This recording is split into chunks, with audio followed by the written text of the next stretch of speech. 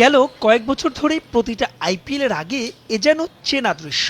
মোস্তাফিজ, সাকিব আর BCB NOC ইস্যুতে দড়ি টানাটানি। এ নিয়ে বারে হ্যাপেনিং সংকট, দূরত্ব বাড়ে ক্রিকেটার আর বোর্ডের। জাতীয় দলের কমিটমেন্ট সবার আগে, তবে বর্তমান বিচারে ফ্র্যাঞ্চাইজি ক্রিকেটকে এড়িয়ে যাওয়ার উপায় নেই মোটেও। 2023 আইপিএল এর সুযোগ পেয়েও আয়ারল্যান্ড সিরিজের দোহাইয়ে সাকিব লিটনদের দেয়া হয়নি পুরো মৌসুমের জন্য অনাপত্তিপত্র। এবার আইপিএল এ কোনো বাংলাদেশের সুযোগ না মিললেও পাকিস্তান সুপার লিগ পিএসএল এর সুযোগ পেয়েছেন 3 জন, লেগি রিশাদ, পেসার নাহিদ আর লিটন। আবারও সামনে আসে সেই আলোচনা, এনওসি দেয়া হবে তো তাদের।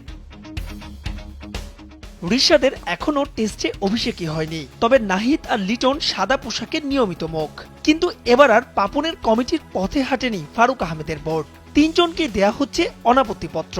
রিশাদ আর লিটনকে শুরু থেকেই এনওসি দেয়া হলেও নাহিদ রানা যাবেন 20 এপ্রিল জিম্বাবুয়ের বিপক্ষে প্রথম টেস্ট খেলে।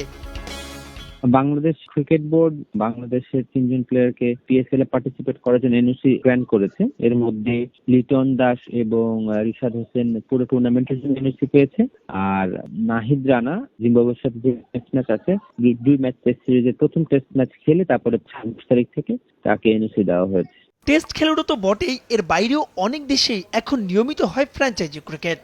তবে বাংলাদেশিদের সাধারণত সুযোগ মেলে না সেখানে। পারফরমেন্সের চাইতেও যেখানে বড় এই এনওসি ইস্যুতে বোর্ডের গড়িমসি। তবে এখন থেকে উদার নীতিতেই হাঁটতে যাচ্ছে বর্তমান পরিচালনা পর্ষদ। মাননীয় বোর্ড সভাপতি, সম্মানিত ডিরেক্টর ক্রিকেট অপারেশনস এবং সিলেকশন প্যানেল তারা আলোচনা করেছেন।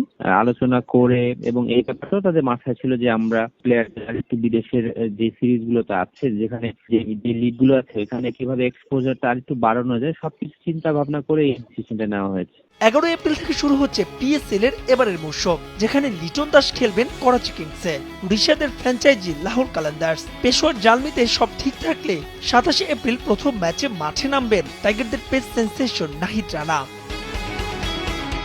মাহবুব লিমন, সময় সংবাদ।